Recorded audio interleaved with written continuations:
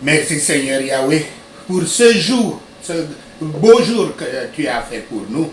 Merci Seigneur pour toutes tes bénédictions. Merci Seigneur pour tous les soins que tu prends de nous. Merci Saint-Esprit d'être toujours là, prêt à nous enseigner toutes choses. Merci aujourd'hui pour l'écriture que tu nous as donnée. Cantique des Cantiques 3, versets 9 à 11. Je lis. Le roi Salomon s'est fait une litière de bois de Liban. Il en a fait des colonnes d'argent, et le dossier d'or, le siège de pourpre. Au milieu est une broderie, œuvre d'amour des filles de Jérusalem. Sortez, filles de Sion, regardez le roi Salomon avec la couronne dont sa mère l'a couronné le jour de ses fiançailles, le jour de la joie de son cœur. Félicitations. Ceci est la parole de notre Dieu Yahweh. Béni soit ton Saint-Nom Yahweh. Amen. Aujourd'hui, notre Seigneur nous enseigne au sujet de la notion du chariot de Christ. Aujourd'hui, le chariot de Christ, nous parlerons, nous expliquerons ce que c'est que le chariot de Christ. Première partie, la signification scripturale de chariot, le mot chariot. Le chariot est un véhicule généralement utilisé à des fins guerrières. Parfois, bien que rarement, on parle de son utilisation à des fins pacifiques. La première mention du chariot, c'est quand Joseph, comme marque de distinction, était placé dans le deuxième chariot d'état du Pharaon, dans Genèse 41, verset 43. Et la suivante, c'est quand il sortit de son propre chariot pour rencontrer son père Jacob, dans Genèse 46, verset 29.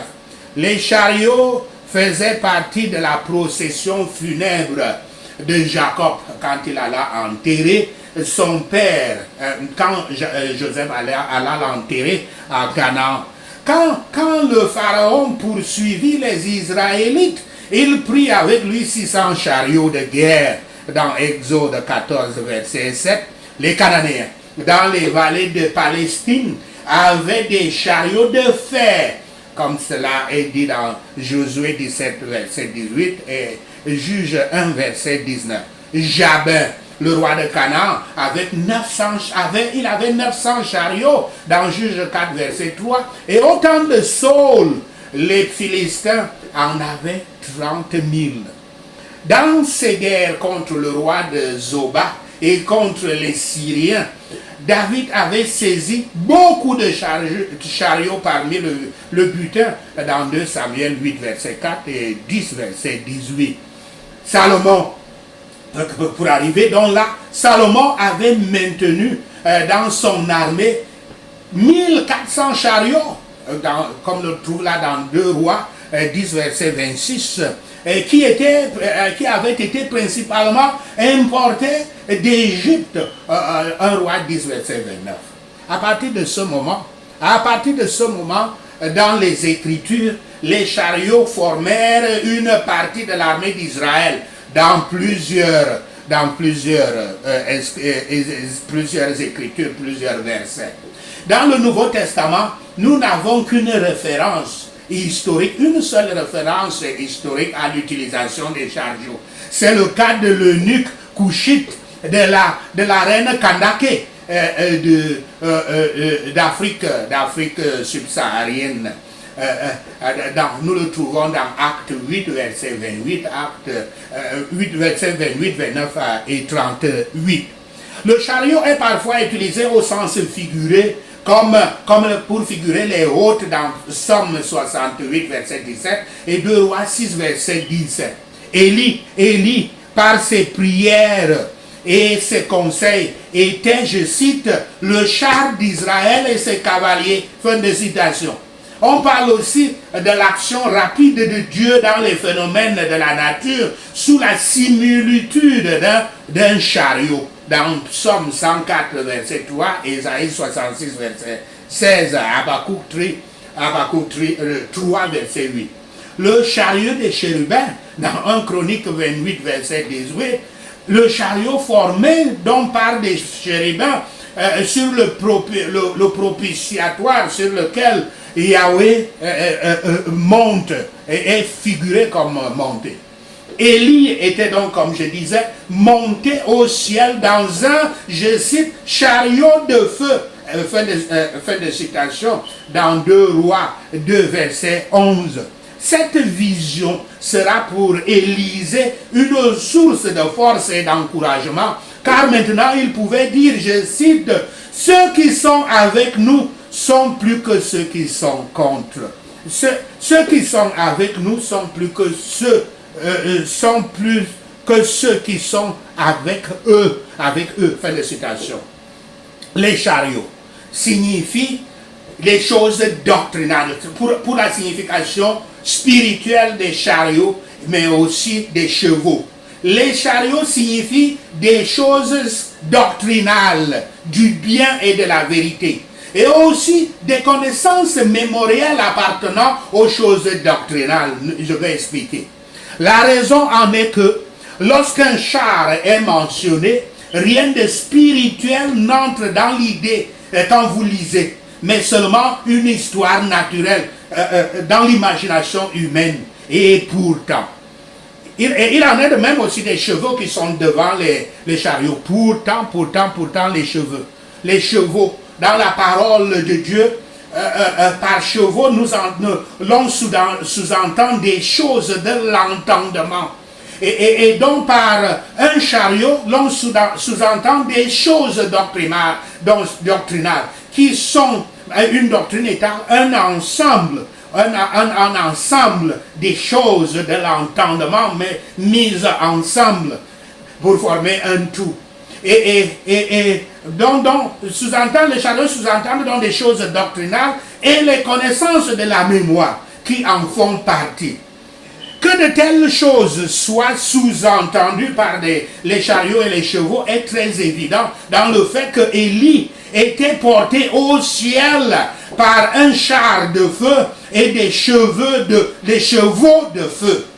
Et que lui et Élisée, le prophète Élisée qui l'accompagnait, étaient appelés, chacun d'entre eux était appelé, je cite, char d'Israël et ses cavaliers, fin de citation.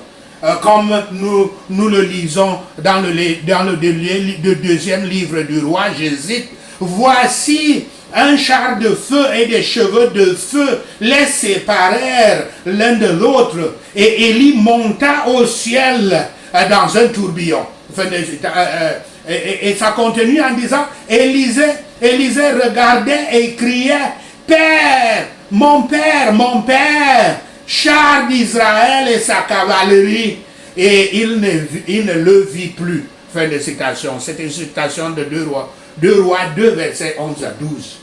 En ce qui concerne Élisée lui seul, dans le même livre, il est dit, je cite, Élisée était atteint de la maladie dont il mourut. Et Joas, roi d'Israël, descendit vers lui, pleura sur son visage et dit, mon père, char d'Israël et sa cavalerie. Fin de citation. C'est 2 Rois 13, verset 14. La raison pour laquelle ils étaient ainsi appelés est que Élie, tout comme Élisée, était représenté par le Seigneur Christ. Quant à le Seigneur Christ en tant que sa parole, en tant que la parole de Dieu, comme cela est dit dans Jean 1, verset 1. La parole elle-même est principalement la doctrine du bien et de la vérité, car tout est doctrine. C'était par la même raison que pour le garçon dont Yahweh avait ouvert les yeux, la montagne apparut pleine de chevaux et de chariots de feu autour d'Élysée, comme nous le voyons dans 2 Rois 6, verset 17. Le chariot signifie ce qui est doctrinal et le cheval signifie ce qui est intellectuel. Ceci est évident aussi d'autres passages de la parole de Dieu, comme dans Ézéchiel, je cite, vous vous rassasierez à ma table de la chair des chevaux et des cavaliers, de la chair des héros et de tous les hommes de guerre, dit le Seigneur Yahweh. Fin de citation. Citant Ézéchiel 39, verset 20 et Apocalypse 19, verset 18. Ici, la venue du Seigneur Yahweh, il est fait allusion ici à la venue du Seigneur Yahweh. Il est clair pour tout le monde que par chevaux et chariots, traduit cavalier en français dans cette écriture, ne sont pas signifiés chevaux et chariots. Car il ne devait pas se rassasier sur la table du Seigneur avec ses chevaux et ses cavaliers. On ne les mange pas sur la table du Christ, mais avec des choses qui sont signifiées par ces chevaux et chariots, qui sont des choses de l'intelligence et de la doctrine du bien et de la vérité, qu'on appelle la parole de Dieu. Deuxième partie, l'idolâtrie de Salomon à travers les chevaux et les chariots. Regardons le côté négatif dans les Écritures des chevaux et des chariots. Voici ce que Yahweh dit à propos d'un roi qui lui est agréable. Souvenez-vous que le chrétien est un roi de la royauté du Christ. Je cite, « Mais qu'il n'ait pas un grand nombre de chevaux, qu'il ne ramène pas le peuple en Égypte pour avoir beaucoup de chevaux, car Yahweh vous a dit, vous ne retournerez plus par ce chemin-là. » Fin de citation. Citation de Deutéronome 17, verset 16. Rappelez-vous que l'Égypte est la terre scripturaire de l'idolâtrie, des démons et du péché. L'Égypte, quand vous entendez l'Égypte ou bien Babylone, c'est le monde. C'est le monde avec le monde du péché, avec toute son organisation que nous connaissons. Les chariots sont des choses doctrinales, tandis que les chevaux sont des choses intellectuelles, comme on a dit. Mais c'est pourquoi Yahweh dit que son roi, c'est-à-dire le chrétien, ne devrait pas multiplier les choses intellectuelles. Il ne devrait pas retourner au monde qui est ici représenté par l'Égypte, pour multiplier des choses intellectuelles. Pourtant, après avoir épousé la fille de Pharaon, voici donc le problème. Salomon non seulement importa des chevaux et des chariots d'Égypte, mais il les commercialisa ensuite avec les autres nations voisines. Je cite l'Écriture.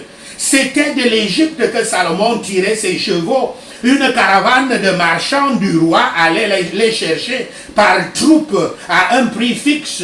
Un char montait et sortait d'Égypte sur 600 sigles d'argent et un cheval pour 50 sigles. Et ils en amenaient de même pour eux, pour tous les rois des Essiens et pour les rois de Syrie. Fin de citation.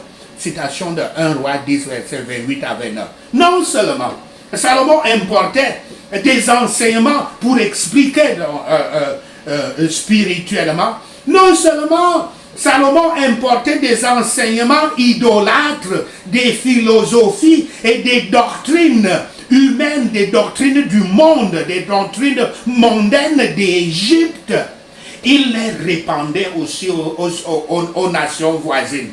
Pourtant, en réponse à sa prière, souvenons-nous, Yahweh accorda la sagesse à Salomon. Je cite, Dieu donna à Salomon de la sagesse, une très grande intelligence et des connaissances multiples comme le sable qui est au bord de la mer. Fin de citation, citant 1 roi 4, verset 29. Pourtant, le piège de la sagesse est la soif inextinguible de la connaissance, qui amène les âmes désorientées à la chercher dans le monde du péché, où elles ne trouvent jamais la connaissance réelle. Je cite l'Écriture qui le dit. Il en est parmi eux qui s'introduisent dans les maisons et qui captivent les faibles femmes chargées de péché, agitées par des passions de toute espèce, apprenant toujours et ne pouvant jamais arriver à la connaissance de la vérité. Fin de citation, citation de 2 Timothée 3, versets 6 à 7. Oui, Salomon avait sombré profondément et misérablement dans la boue du péché, parce qu'il chercha la connaissance dans le monde. Mais il y a une différence avec ce Salomon pécheur et le Salomon repenti. Le vieux, qu'on peut l'appeler le vieux Salomon. Il avait dit à la fin que même la sagesse elle-même était une vanité dans ses yeux. Je cite, j'ai appliqué mon cœur à rechercher et à sonder par la sagesse tout ce qui se fait dans les cieux. C'est là une occupation pénible à laquelle Dieu soumet les fils de l'homme. J'ai vu tout ce qui se fait sous le soleil. Et voici, tout est vanité et poursuite de vent. Fin de citation citant Ecclésiaste 1, verset 14, 13 à 14. La dernière partie de cette présentation, Salomon prend soin du chariot de Yahweh. Au lieu donc je cite, rechercher par la sagesse ce qui est sous les cieux, fin de citation, Salomon, plutôt dans l'écriture de ce jour, se concentre plutôt sur les soins du chariot de Yahweh, qui veut dire la doctrine de Yahweh. Cette écriture du jour de Yad décrit dans les soins que Salomon prend d'un char spécial. Le char de l'évangile, comme je vais l'expliquer. L'écriture dit, il s'est fait une litière de bois du Liban, expliquons dans l'écriture du jour, c'est-à-dire les bois de cèdre pour lesquels le Liban était célèbre. Le roi Salomon s'est fait un lit majestueux de bois ou d'arbres du Liban. Cela peut indiquer ici deux choses. Un, la voiture, c'est-à-dire le chariot, la voiture ou la litière de la mariée. Ou deux, un véhicule plus magnifique prévu pour son accueil à son entrée dans la ville et l'accueil de la mariée et dans lequel peut-être le roi va à sa rencontre. Le bois de cèdre, ça c'est l'explication non spirituelle. Le bois de cèdre étant incorruptible pour signifier à juste titre la parole de l'évangile qui dure pour toujours, comme cela est dit dans 1 Pierre 1, verset 25, et est appelé l'évangile éternel dans Apocalypse 14, verset 6, en opposition aux institutions mondaines, légales, qui devraient continuer jusqu'à l'époque de la Réforme, comme nous le lisons dans Hébreux 9, verset 10. L'Écriture parle des piliers, un terme important, des piliers supportant matériellement, des piliers supportant la verrière des quatre coins du chariot. Ce sont des rideaux latéraux qui protègent la personne du soleil. Des piliers à douille d'argent soutenaient dans le voile qui enveloppait le Saint des Saints, revenant aux Écritures, le Saint des Saints du tabernacle, emblème de la force de Yahshua Christ dans 2 Rois 7, verset 21. Rappelez-vous aussi le terme l'argent, c'est un emblème de la pureté dans Somme 12, verset 6, ainsi que dans les saints, après cela, comme nous le voyons dans Apocalypse 3, verset 12.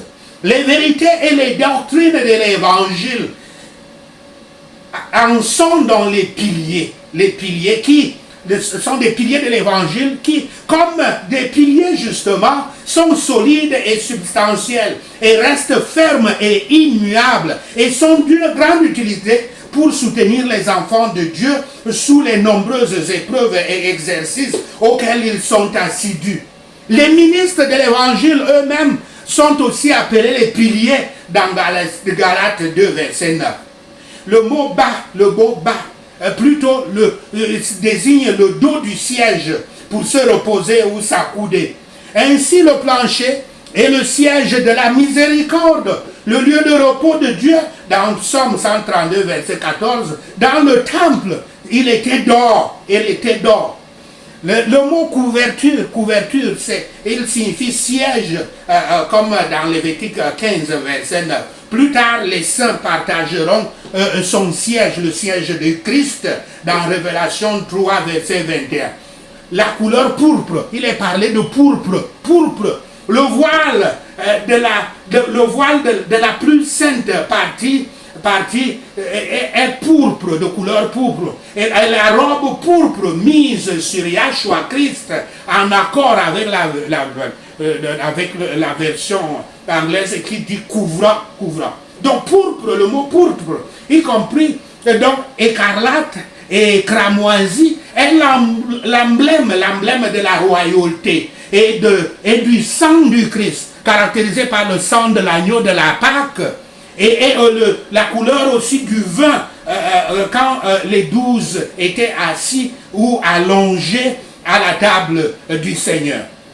L'Écriture parle de pavé, ce qui est traduit comme pavé de mosaïque, avec les divers actes et promesses d'amour du Père Yahweh, du Fils et du Saint-Esprit dans Zéphanie 3, verset 17, en contraste avec les tables de pierre au milieu de l'arche, au couvert d'écrits de commandements sévères. Ceci est à comparer avec Jean 19, verset 13. Tout cela est grâce et amour aux croyants, à ceux qui répondent au nom de, citation, filles de Jérusalem, fin de citation dans Jean 1, verset 17. Les filles de Jérusalem, c'est les chrétiens. L'argent et l'or extérieur, le cèdre, le pourpre et les gardes peuvent dissuader, mais quand la mariée entre à l'intérieur, elle repose sur un pavé d'amour. L'Écriture dit, sortez, ô filles de Sion. C'est comme pour dire, vous tous qui êtes du nombre des fidèles, vous tous les chrétiens, contemplez, l'Écriture dit, contemplez le roi Salomon avec sa couronne. Fin de citation. Le Christ est devenu homme, avait été couronné par l'amour de Dieu avec la couronne glorieuse de la divinité. L'Église ordonne à certains croyants d'aller voir ce spectacle. Voici le roi, le Messie, dont Salomon était donc le type illustratif. La couronne appliquée à Salomon peut représenter physiquement une guirlande ou une couronne que portaient habituellement les rois lors des solennités nuptiales. Mais appliqué au Christ, la couronne désigne l'honneur qui lui a été donné, ce qui, bien que principalement fait par son père, est pourtant ici attribué à sa mère, à savoir l'Église universelle, qui, en ce qui concerne son humanité, peut être appelée sa mère, parce qu'il est né en elle dans cette Église et est l'un de ses membres. Et l'Écriture parle au jour de ses fiançailles, c'est-à-dire quand l'Église est mariée au Christ, ce qui est fait quand l'alliance est confirmée entre eux, quand les personnes sont converties au Christ, et plus complètement, quand elles sont reçues par Christ dans sa communion immédiate dans le royaume de gloire. Et l'Église dit, je cite, le jour de la joie de son cœur. Fin de citation. Quand le Christ reçoit joyeusement, ou avec une joie de telles âmes, dans ses embrassements, et se réjouit d'elle comme l'époux sur l'épouse. Maintenant, l'Église veut avoir les filles de Jérusalem. L'Église veut que les filles de Jérusalem regardent. C'est-à-dire les chrétiens doivent regarder cette personne glorieuse avec un œil de foi et d'amour, avec attention et admiration, comme cela est dit dans Zacharie 9, verset 9. Il y a des excellences étonnantes, incomparables et transcendantes dans Yahshua Christ, qui requièrent de tels regards. Car Christ se prépare, Christ a préparé un chariot pour les fiançailles avec son épouse. Et l'épouse, c'est qui? Le chrétien. Sachez ceci, et le Seigneur Yahweh vous bénira. Prenons ces points de prière. Prions pour des chevaux démoniaques. Et savez, vous allez voir des points de prière contre les chevaux noirs, les chevaux rouges, les chevaux blancs, dont il est parlé dans Apocalypse 6. Ces chevaux, c'est ce que nous appelons magie noire, magie rouge, magie blanche. Trois genres de magie qui existent. Donc quand on parle des chevaux démoniaques, nous parlons ici des pratiques magiques. Prions. Les uns ont confiance dans les chars et les autres dans les chevaux, mais nous nous souviendrons du nom de Yahweh notre Dieu, au nom de Yahshua le Messie. Que le cheval et le cavalier de ce monde soient jetés à la mer, au nom de Yahshua le Messie. Seigneur Yahweh, brise le cheval du monde et son cavalier, au nom de Yahshua le Messie. Seigneur Yahweh, brise le char terrestre et son cavalier, au nom de Yahshua le Messie. Je libère l'épée de Yahweh sur les chevaux et les chariots du monde, au nom de Yahshua le Messie. Je coupe les chevaux du monde et détruis leurs chariots, au nom de Yahshua le Messie. Je renverserai les chariots de ce monde et ceux qui les montent et fermerai les chariots et leur enfermerai les chariots et leurs cavaliers au nom de Yahshua le Messie. Seigneur Yahweh,